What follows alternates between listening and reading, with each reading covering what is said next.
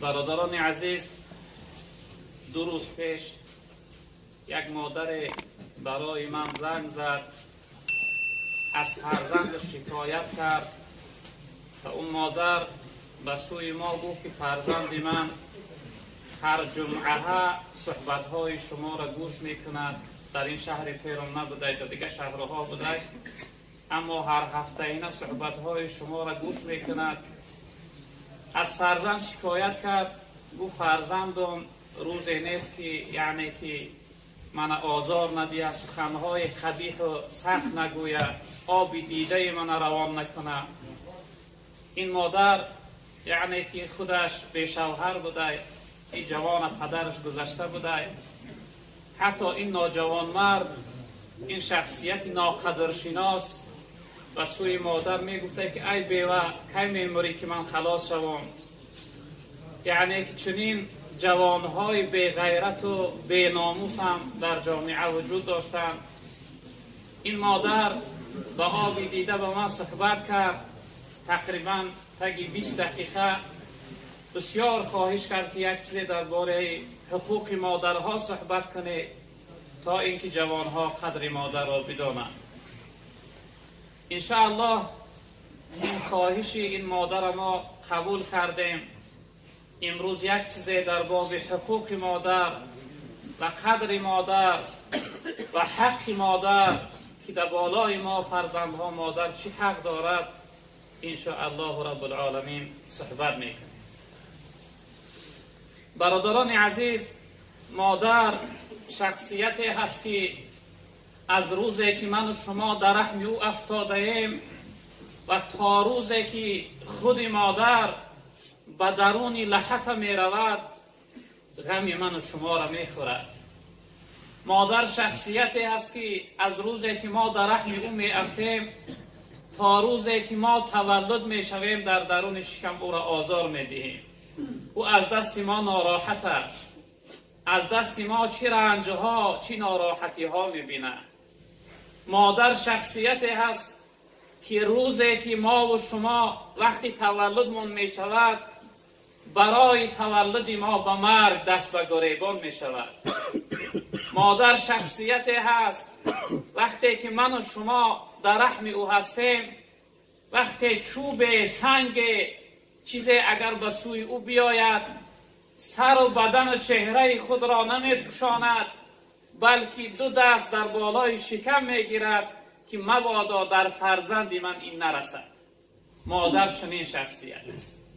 و روزی که من و شما تولد می شویم بسیار سختترین و مشکلترین و دشوارترین حالت به بالای مادر می آید که بعضی از مادرها یعنی حالت تولد کردن و چنان حالتی سختی هست که در حالت تولد کردن وفات میکنن. بعضی مادرها یعنی به مرگ دست به گریبان میشوند. اما وقتی که من و شما جوانهای محترم تولد میشویم، این مادر بزرگوار درد خود را گم کرده به سوی ما نگاه میکنه و در لبهای او تبسم پیدا میشود. یعنی که فرزند من سالم و سلامت به دنیا آمد. مادر شخصیتی هست که من و شما وقتی که طفل بودیم جوانهای محترم، وقتی ما شب خواب نمی کردیم گریه می کردیم، اونها خواب نداشتند. تا سحر در سر گهواره من و شما الله می گفتند و به این دستهای زیبایی که طعام می خوردند نجاستهای من و شما را پاکیزه می کردند.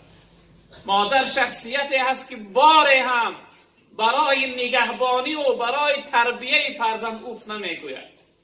اما چنین ناجوان مردا، چنین ناقدرشناس ها قدر مادر را نمی دانند و سوی مادر فریاد میکنن، میگن کی میموری که من خلاص شم؟ ای کاش که تو میمردی مادر خلاص میشی. مادر او شخصیت است برادران عزیز بزرگوار. مادر شخصیتی هست که پیغمبر بزرگوار صلی الله علیه و سلم را پرسیدن، گفتن یا رسول الله من احق الناس بحسن قرابتی. یا رسول الله از همه زیادتر حقدارترین در بالای انسانیت که هست پیغمبر بزرگوار گفتن امک، گفتن مادرت هست. از همه زیادتر جوان محترم در بالای من و شما مادر حق داره. از همه حقدارترین شخصیت، از همه احترام و محترم ترین شخصیت برای من و شما مادر است. برادران عزیز بزرگ، دوباره پرسیدم گفتم ثم من یا رسول الله، بعد از مادر کی هست؟ جناب پیغمبرتان ثم امک، گفتم بعد از مادر با مادرت هست حقدارترین شخصیت.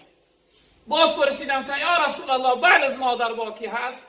جناب پیغمبر صلی الله علیه و سلم که ثم امک، گفتم با مادرت هست.